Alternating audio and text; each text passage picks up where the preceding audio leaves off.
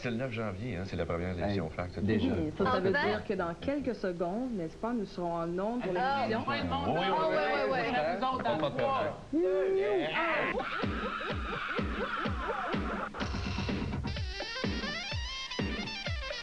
Si on remonte dans le temps, Fax date du 9 janvier 1989.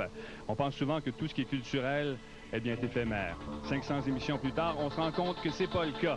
Ce soir, on a un paquet de surprises pour vous. Merci beaucoup, Denis, et j'ai bien hâte parce que dans quelques minutes, on va faire une entrevue avec une des personnalités marquantes de l'année, de cette année qu'on pourrait déclarer culturelle, c'est avec Marine Orsini. Mais avant, on va aller retrouver Daniel Lavoie qui, après s'être intéressé à la musique, je pense qu'il aime toujours la musique, s'intéresse maintenant au film. Daniel, tu es devenu comédien. Comment qu'un chanteur décide-t-il de passer du côté du cinéma? Est-ce que c'est le scénario? Intéressant, puis il accepte, c'est tout. C'est ce qui est arrivé. Qu'est-ce qui t'a plu dans le scénario du Fabuleux Voyage? Bon, c'est un scénario un peu fou, différent de tous les scénarios que j'avais lus jusqu'ici. Puis j'ai eu envie d'essayer l'aventure. Sa vie est probablement en danger. Oui. Elle a été enlevée. Je la vois. Bonjour Marina, ça me fait plaisir que tu sois ici dans nos studios. Merci. C'est vraiment quelque chose de spécial. Surtout que ce soir, c'est la dernière des Filles de Caleb. Comment on se sent quand c'est la fin de quelque chose comme ça, même si ça a déjà été filmé pour toi puis c'est terminé d'une certaine façon? Comment tu te sens un peu? Ben, c'est comme en quelque part, je pense que c'est comme une deuxième peine d'amour, parce que quand on termine le tournage, ben, c'est toujours comme une peine d'amour. Puis là, ben, c'est la fin de la série diffusée à la télé, donc ça, c'est triste, ça a passé vite. Quand on commence une carrière, qu'on décide de faire ce métier, est-ce qu'on imagine qu'on peut avoir le succès que tu as maintenant, que tu as obtenu? Je pense que le succès, c'est... Bon, c'est bien d'avoir du succès face au public puis tout ça, mais je pense que le succès, c'est aussi d'avoir la chance de faire d'autres beaux projets. Puis moi, je pense que de ce côté-là, j'ai été bien gâtée.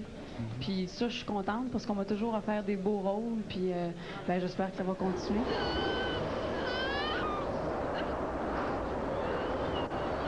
Si je te demande, pour toi, qu'est-ce que ça représente une émission comme Fax? Penses-tu que c'est important? Ah bien sûr, c'est important, d'autant plus que c'est une approche différente et qui montre les artistes sous leur vrai jour, je dirais. Ça nous aide à connaître d'autres côtés, tu sais, qu'on n'a pas l'occasion justement de montrer dans une entrevue quelconque, dans une émission de télévision conventionnelle. Ici, c'est l'occasion de s'amuser, de se détendre, puis en plus, ben, de se montrer sous son vrai jour. Et parlant de ton vrai jour, justement, j'ai lu un petit journal à Potin récemment qui disait que toi puis Marina Orsini, tu veux ça? Pauvre Marina, je sais pas si ça lui tente, moi ça me tendrait bien, gros. Mais on s'est pas vu encore depuis ce temps-là, on se voit, la gars, vous voyez ça en direct. J'ai lu ça, oui, je me trouvais à Rimouski ce jour-là, en tournée, et j'ai été moi-même le premier surpris. Je pense qu'elle l'a été aussi.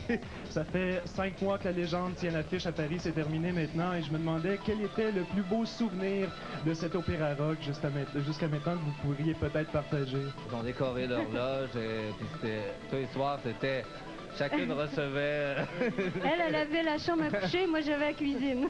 Bon, écoute, Luc, quand... Des fois, on était invités à aller boire une coupe de champagne chez Diane, puis des fois, un verre de vodka chez Nanette. Je pense que ça vaut un toast, tout le monde. Longue vie à Fax! Effectivement, longue vie! Oui. À la millième!